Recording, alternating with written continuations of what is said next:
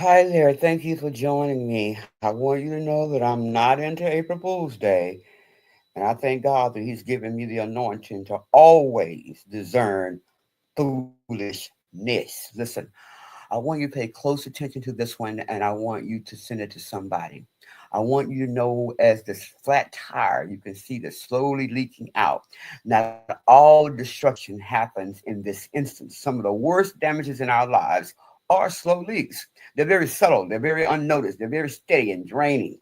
What they do is they become very cunning, and then we make bad decisions, right? They begin to erode our wisdom, come against our boundaries, our spiritual discernment begins to become very weak.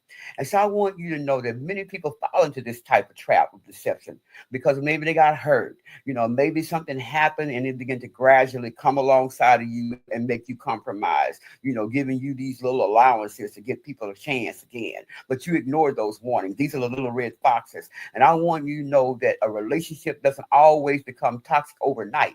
It happens with little red flags, and these bad decisions don't seem to be disastrous, but suddenly the consequences are there. Pay attention to what I'm trying to say to you right now. This is the time that these subtle manipulations are going to come. This is the time that small compromise is going to be there to compromise your integrity and your values.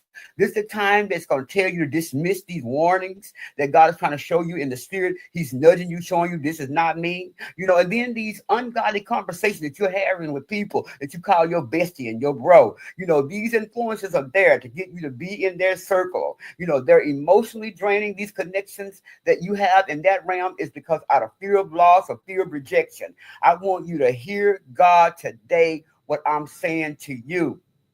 Many times these slow leaks come real charming, right? They come real to a place where you feel right there in your heart that you have this need or this emotional thing that you want to try to make better with the relationship.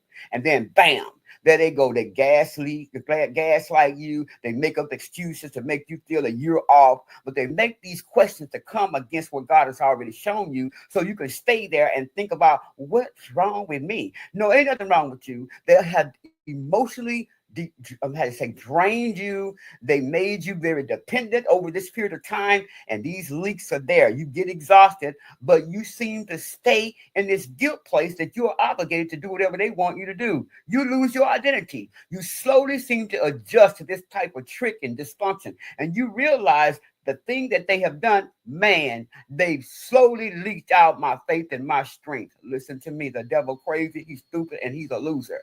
I want you to know that people rarely recognize this toxic situation until they are deeply entangled, and by the end, the damage is already overwhelming. Remember, you got to stop and look and listen. Check your heart, listen to your inner warnings to see this is not right. Set your boundary and remove the source of the leak. Let it and them go. Remember, a slow leak doesn't make a loud noise.